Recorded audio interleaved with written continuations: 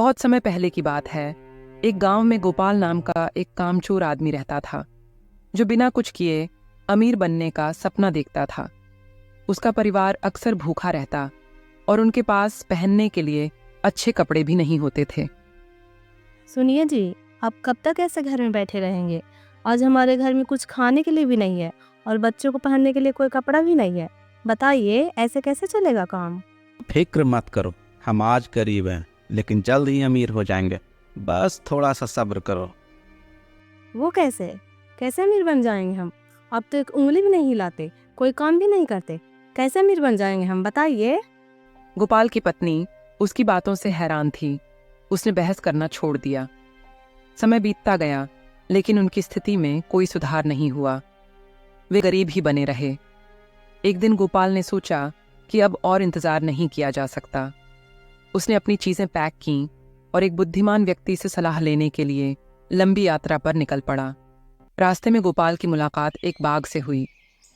तुम कहाँ जा रहे हो भाई?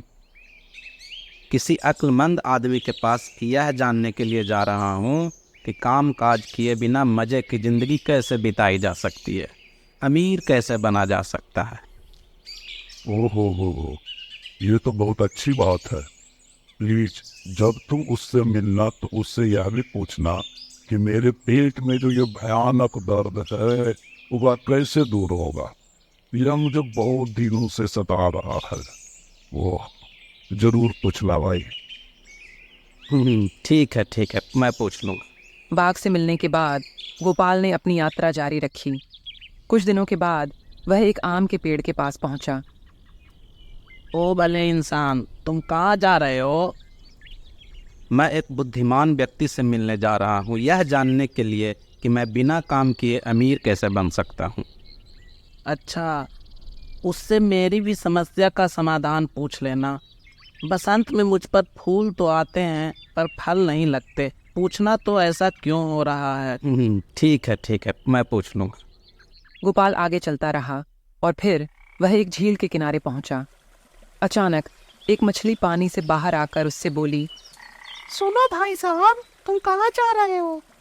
मैं एक बुद्धिमान व्यक्ति से मिलने जा रहा हूँ, यह जानने के लिए कि मैं बिना काम किए अमीर कैसे बन सकता हूँ। कृपया करके मेरी तरफ से भी कुछ पूछ लेना उनसे। पिछले 1 महीने से मेरे गले में बहुत दर्द रहता है। पूछना कि इसका क्या इलाज है।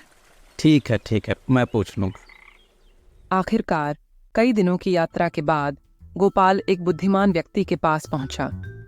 गोपाल को देखकर बुद्धिमान व्यक्ति तुरंत बोला, आओ गोपाल, यहाँ आओ। अरे, आप मेरा नाम कैसे जानते हैं? शायद आप ही वह अक्लमंद आदमी हैं जिसकी मैं तलाश में हूँ। हाँ, मैं वही हूँ। जल्दी बताओ, तुम मुझसे क्या चाहते हो? गोपाल ने बुद्धिमान व्यक्ति को अपनी सारी परेशानियों के बारे में बताया और उन सभी सवालों के जवाब मांगे जो उससे बाघ, पेड़ और मछली ने पूछे थे। मछली के गले में एक बड़ा हीरा फंसा हुआ है, उसे निकाल दो, उसका दर्द चला जाएगा। आम के पेड़ की जड़ों के नीचे चांदी से भरा बर्तन दबा हुआ है, उसे निकाल लो, पेड़ पर फल लगने लगेंगे। और बाघ को बोलना, उसे उस कामचोर आदमी को खाना है जो सबसे पहले उसके सामने आए। ऐसा करने से उसका पेट दर्द ठीक हो जाएगा। और मेरी प्रार्थना?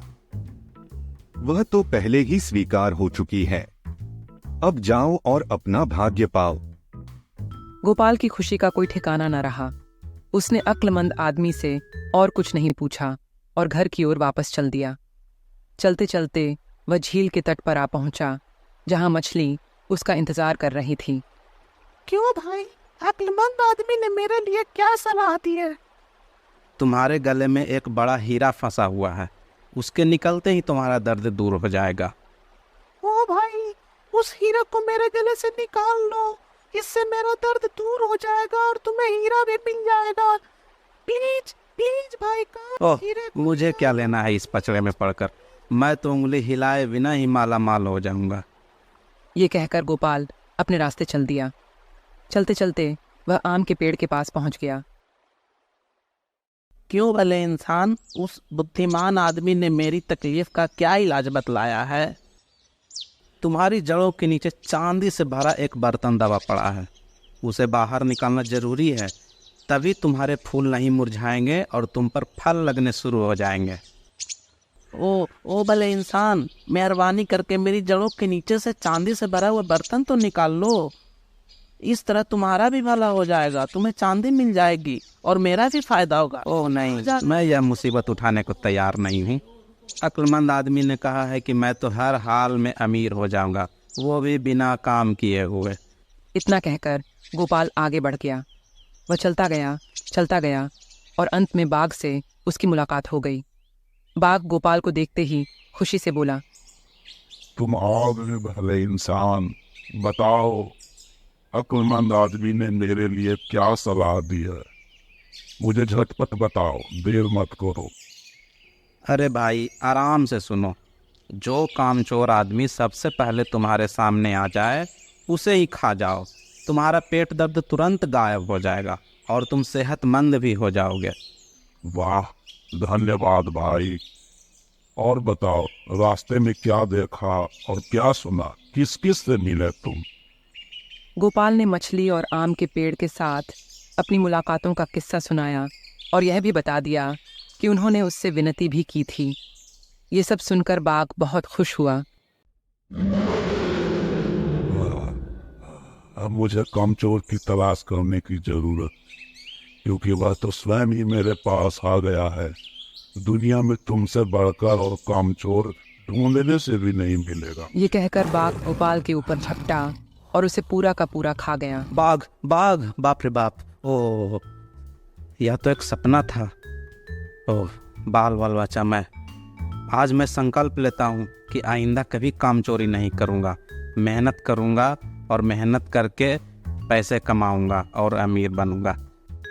इसके साथ ही उसने संकल्प लिया कि आइंदा कभी कामचोरी नहीं करेगा।